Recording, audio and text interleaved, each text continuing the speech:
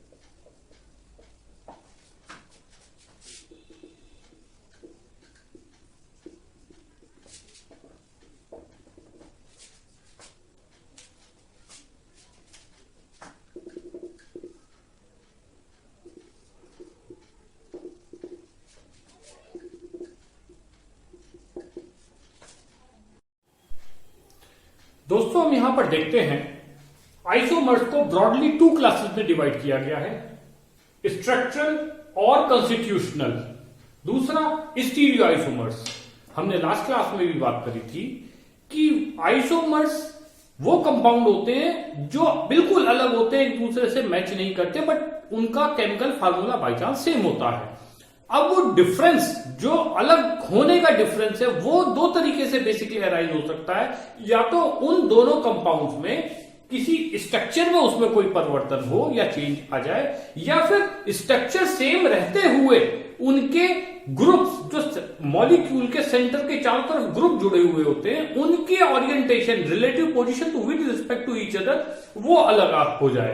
तो इसके बेसिस पर हमने दो तरीके से क्लासिफिकेशन किया. एक स्ट्रक्चरल या कॉन्स्टिट्यूशनल, जब उनमें जो परिवर्तन आता है वो उनके स्ट्रक्चर में चेंज होने की वजह से परिवर्तन आता है. दूसरा जब उनका ओरिएंटेशन डिफरेंट होता है due to different orientation.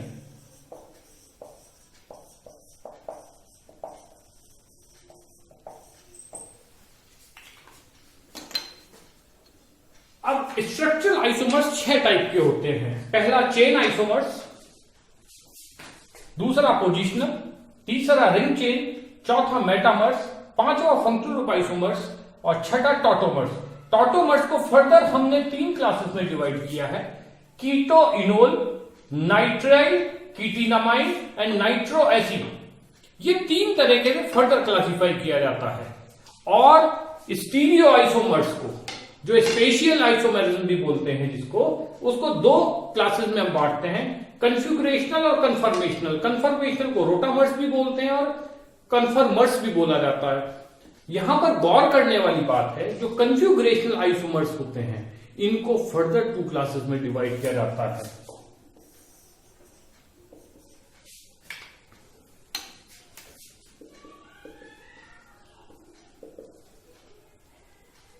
enantiomers and diastereomers. Enantiomers and diastereomers, and diastereomers are further classified into 3 classes: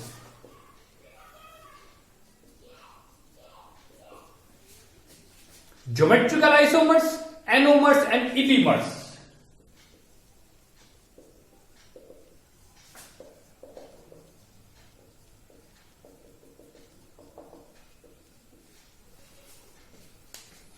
geometrical isomers, anomers and इपीमर्स.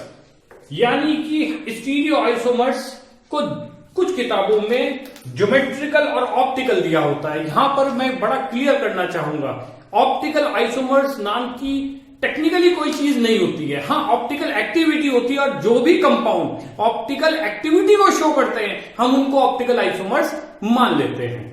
तो इसके बेसिस पर क्लास 11th की किताबों में स्टीरियो आइसोमर्स को ब्रॉडली दो तरीके से डिफाइन करते हैं, geometrical isomers and optical isomers, जो टेक्निकली सही नहीं है मेरे हिसाब से। मैं इसको बिल्कुल जो केमिस्ट्री के अकॉर्डिंग, फंडामेंटल के अकॉर्डिंग होता है, कन्फिगुरेशनल एंड कन्फर्मेशनल, ये क्लासिफिकेशन समझना बहुत जरूरी है। दो तरह का, कन्फिगुरेशनल, कन्फर्मेशनल। कन्फर्मेशनल मीन्स रोटामर्स, आपने पढ़ा होगा इथेन के एक्लिप्स्ड एंड स्टैगर्ड फॉर्म, वो इस कैटेगरी में फॉल करते हैं। और कन्फिगुरेशनल दो तरीके से होते हैं, enantiomers and diastereomers, and diastereomers further classified into geometrical anomers and इपीमर्स।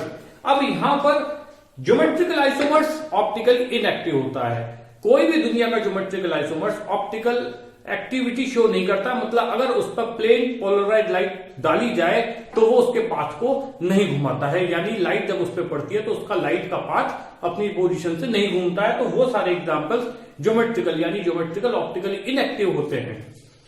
Enantiomers, anomers, इपीमर्स, ये सब कैसे होते हैं? ऑप्टिकली एक्टिव होते हैं। इसीलिए कई बार इस क्लास को, स्टीरियो आइसोमर्स को ज्योमेट्रिकल और ऑप्टिकल में डिवाइड कर दिया जाता है, जबकि ऑप्टिकल एक्टिविटी होती है, ऑप्टिकल आइसोमर्स माना जाता है जो कंपाउंड ऐसी कैरेक्टर को शो करेंगे।